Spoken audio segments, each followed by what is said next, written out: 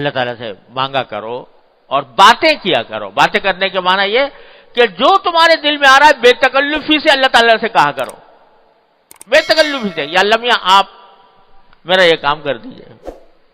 کیوں اتنے تکلف کے پردے حائل کر رکھے ہیں تم نے اپنے اللہ تبارک و تعالیٰ کے ساتھ؟ ہر بات جو دل میں آ رہی ہے وہ کہہ دو. میں نے اپنے والد ماجد رحمۃ اللہ علیہ سے سنا, اللہ تعالیٰ ان کے درجات بلند فرمائے, کہ ایک بزرگ تھے, وہ بہت دعا مانگا کرتے تھے, یا اللہ میاں مجھے بہت سارا پیسہ دے دیجئے, بہت سارا دے دیجئے, تھوڑا نہیں بہت سارا دیجئے. تو وہ صاحب کشف بھی تھے, تو کہیں کشف ہوا کہ کیا تمہیں اتنا جو کچھ دے رکھا ہے اس کے اوپر تم اس اور مانگ رہے ہو اتنا سارا؟ جہاں اللہ میاں میں مانگ رہا ہوں اور مانگ رہا ہوں. کیوں مانگ رہے ہو اتنا سارا؟ کہ جی یہ شیطان مجھے ہر وقت تنگ کرتا رہتا ہے, تو میں اس لیے مانگ رہا ہوں کہ آپ مجھے ایک مرتبہ بہت سارا دے دیجئے. اب آئندہ اگر یہ مجھے آ کے پریشان کرے گا, یہ رکھا ہے دیکھ, یہ رکھا ہوا ہے, تو اللہ میں نے دے رکھا ہے, تو اس لیے مانگ رہا ہوں کہ شیطان اگر آ کے مجھے پریشان کرے گا اور کہے گا تو کھائے گا کہاں سے, تیری اولاد کیا کرے گی, تو بچے کیا کریں گے, اس فکر میں مجھے مبتلا کرے گا. جتنی دیر میں اس کے اس فکر میں مبتلا ہوں گا, جتنی دیر 1000 مرتبہ ذکر کروں گا آپ کا. تو اس واسطے میں اس لیے مانگ رہا ہوں کہ مجھے جب اگر ایک مرتبہ آپ نے دے دیا, تو جب کبھی آ کے وہ کہے گا کہ کہاں سے کھائے گا, وہ یہ رکھا ہے دیکھ لمیاں کا دیا ہوا, اس سے کھاؤں گا, میرے بچے اس سے کھائیں گے. تو فرمایا کہ اس طرح اللہ تبارک و تعالی سے بے تکلفی سے مانگا کرو, اور جتنا بے تکلفی سے مانگو گے, بدتمیزی سے نہیں بھائی, ہاں بدتمیزی سے نہیں, بے تکلفی سے, کہ اللہ تبارک و تعالیٰ میرے خالق ہیں, میرے مالک ہیں, میرے رازق ہیں, میرے مولا ہیں, میرے سب کچھ ہیں, کیوں نہ مانگوں ان سے؟ جو میری حاجات ہیں میں ان سے کیوں نہ مانگوں؟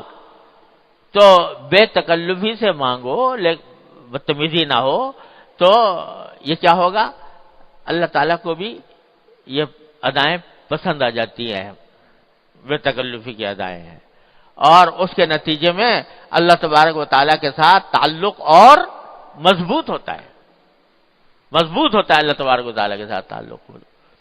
کہ جب یہ کہتا ہے اللہ تعالیٰ اللہ تعالیٰ دیکھتے ہیں میرا بندہ مجھ سے اس طرح مچل مچل کے مانگ رہا ہے, ایسے مچل مچل کر مانگ رہا ہے جیسے چھوٹا سا نادان بچہ اپنے باپ سے ماں سے مچل کر مانگتا ہے, اس طرح مجھ سے مانگتا ہے.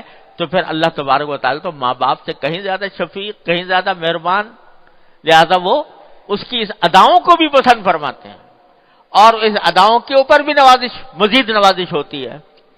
لہذا اللہ تبارک و تعالیٰ سے رابطہ اصل چیز یہ ہے, اللہ تبارک و تعالیٰ اپنے فضل و کرم سے یہ عطا فرما دے کہ اللہ تعالیٰ سے مانگو, اور بے تکلفی سے مانگو, مچل مچل کر مانگو, اور اللہ تعالیٰ سے اس کے ذریعے اپنی جو تعلق ہے اس تعلق کو مضبوط کرو.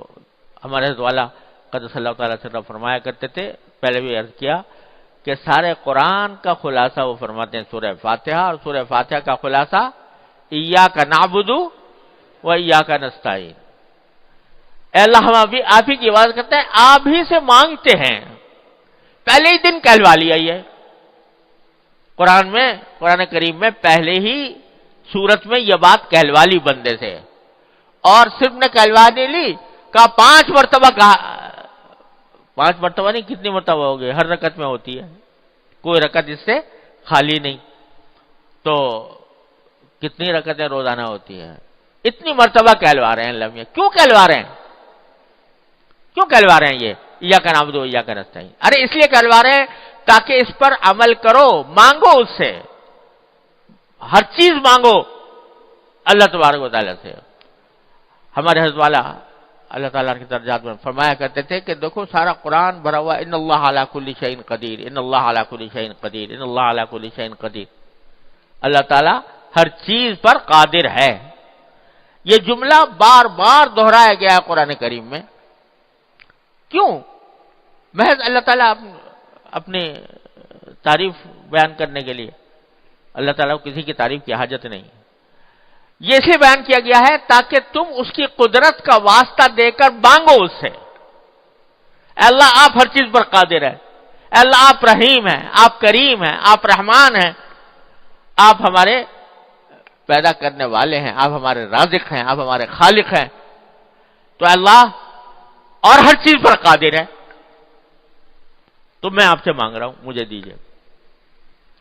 تو اس طرح اللہ تبارک و تعالیٰ سے جب بندہ مانگتا ہے تو اللہ تبارک و تعالیٰ ایسے بندے کو محروم نہیں فرماتے. تو جب بھی ایسی صورتحال پیدا ہو، یہ میں اس لیے عرض کر رہا ہوں کہ یہ تو ایک بات ہو گئی. حضرت والا نے فرمایا کہ دیکھو اب یہ کتاب آنے والی ہے تو میں نے لمحہ سے یہ عرض معروض کر لی. تو پتہ نہیں ہماری زندگی میں کتنے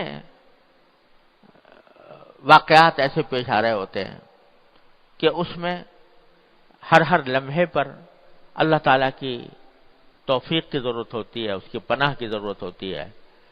تو ایسے موقع پر اپنا رخ اللہ تعالیٰ کی طرف کر کے اس سے مانگنے کی عادت ڈالو.